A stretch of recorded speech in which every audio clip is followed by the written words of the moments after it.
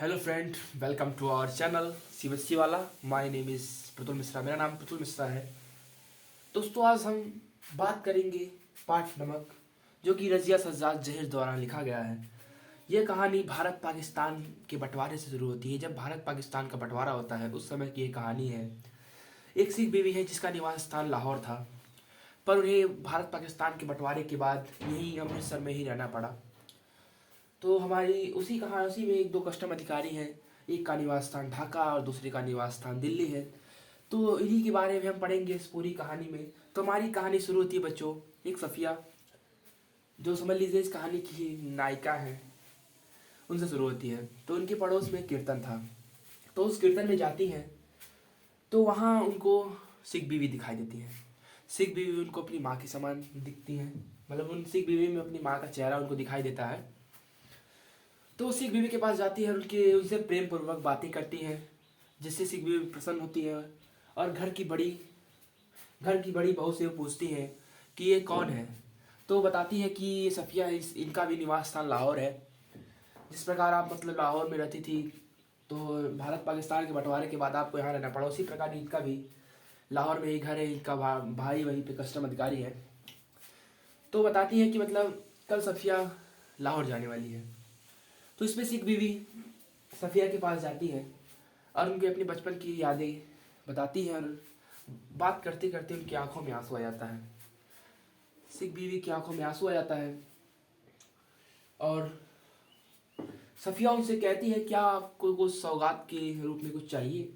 मैं वहाँ जा रही हूँ तो आपके लिए क्या ला सकती हूँ? वहाँ से कुछ आपको चाहिए तो बताइए। तो सिख बीवी उनसे कहती है, मुझे वहाँ सौगात के रूप में नमक नमक चाहिए। तो जो सफ़िया होती है वह वहाँ जाती है। 15 दिन कब गुजर जाते हैं उसे पता नहीं चलता। 15 दिन वहाँ रहती है। जब वहाँ कल मतलब उसको आना रहता है तो शाम के समय सभी लोग उसे सभी सभी सगे संबंधी उसे उपहार देते हैं।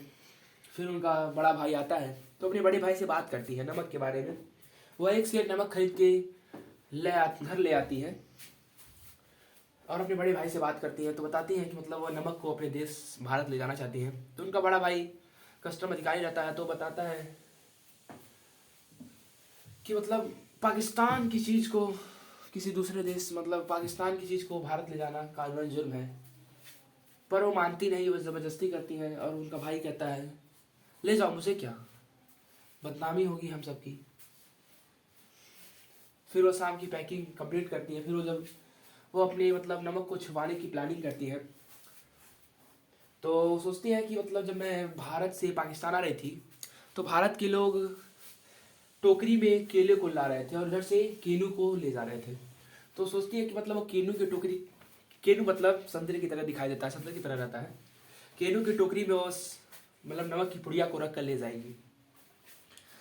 उसके बाद वो सोचती है केनू की टोकरी में नमक की पुड़िया को ले जाएगी। वह मतलब सोचती है, सारी पैकिंग कंप्लीट करके सारा जब सामान व्यवस्थित कर लेती है, रख लेती है, उसके बाद वो सोती है। स्वप्न में उसे बचपन की यादें, अपने भाई का प्यार और वही सिख बीवी की आंखों में आंसू दिखाई देते हैं। उसके बाद अचानक उसके पैर केनू की टोकरी में पड़ते हैं और उसकी नींद खुल जाती है।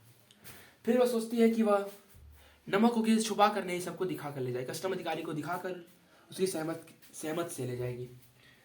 वो जाती है, ट्रेन में बैठती है, फर्स्ट क्लास में बैठती है। जब कस्टम अधिकारी जांच के लिए आते हैं तो उसका शरीर कांपने लगता है, क्योंकि वह नमक को छुपा कर ले जा रही थी, इसलिए उसका शरीर कांपने लगता है। वह कस्टम अधिकारी के पास जाती है और उसका निवास स्थान पूछती है कि आप सर, आप कहाँ के हैं? तो बताता है, मेरा निवास स्थान दिल्ली है। इससे उसका भय खत्म हो जाता है और वह कहती है, मैं इस नमक को अपने देश भारत ले आना चाहती हूँ। तो उनकी भावनाओं को समझता है और कहता है, मोहब्बत तो कस्टम से इस तरह गुजर जाती है कि कानून भी हैरान रह जाता है। क्या कहता है, मोहब्बत तो कस्टम से इस तरह गुजर जाती है कि कानून भी हैरान रह जाता है। इसका मतलब क्या बच्चों, मोहब्बत की निशानी नमक को कानून भी नहीं रोक सकता, क्योंकि उसका निवास स्थान भी दिल्ली था और इनका ये मतलब लाहौर आई थी। वो पूरी कहानी, सिख बीवी की पूरी कहानी ये बताती है कि सिख बीवी का लाहौर स्थान, उनका निवास स्थान लाहौर था, पर मजबूरी भारत पाकिस्तान के बंटवारे के बाद उन्हें अमृतसर में ही रहना पड़ा। तो कहता है, कस्टम तो मोहब्बत तो कस्टम से इस तरह गुजर जाती है कि मतलब कानून भी हैरान रह जाता है। उसके बाद वह कहता है जामा मस्जिद की सीढ़ियों को मेरा सलाम कहिएगा। फिर वहाँ से चली जाती हैं। फिर अटारी एक स्टेशन है, अटारी स्टेशन पे मतलब पुलिस का मतलब परिवर्तन होता है। पाकिस्तान की पुलिस उतर जाती है और भारत की पुलिस उनमें बैठ जाती है। तो सफ़िया जो रहती है, सफ़िया सोचती हैं ये मतलब भारत की पुलिस, पाकिस्तान की पुलिस, सभी का चेहरा एक समान, सभी के कपड़े एक समान, पर बंटवारा क्यों। उसके बाद वह जब अमृतसर पहुंच जाती है तो उन्हें पता नहीं चलता कब वो लाहौर से अमृतसर आ गई। उसके बाद वह कस्टम अधिकारी के पास जाती हैं और नमक की पुड़िया उनके मेज पर रख देती हैं। उसके बाद सारी कहानी सिख बीवी के बारे में, भाई और दिल्ली कस्टम अधिकारी के बारे में, सही मतलब लाहौर के जो कस्टम अधिकारी था उसका निवास दिल्ली था, उसके बारे में पूरी कहानी बताती हैं।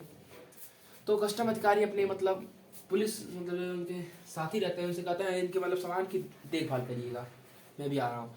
तो उनको प्लेटफॉर्म के बगल के रूम में ले जाते हैं और उन्हें सामान पूरा बैठाते हैं और उनको बताते हैं कि सुले कि उनका नाम सुनील दास है, उनका निवास स्थान ढाका है और वो बचपन में नजरुल और टैगोर दोनों की ही कहानियों को पढ़ते थे और मतलब उनको भी अपने मतलब निवास स्थान ढाका की याद आ गई, उनकी आंखों से आंसू बहने लगे। उसके बाद वो आगे चलते हैं और उनके पीछे में सफिया जाती है और वो सीढ़ियों के सामने जाकर सिर झुकाकर खड़े हो जाते हैं।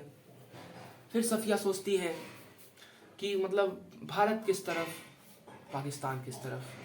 ये जो कस्टम है ये दोनों सीमाओं को बांट रहा है और भावनाओं को आदान प्रदान होने से रोक रहा है। थैंक यू बच्चों, धन्यवाद।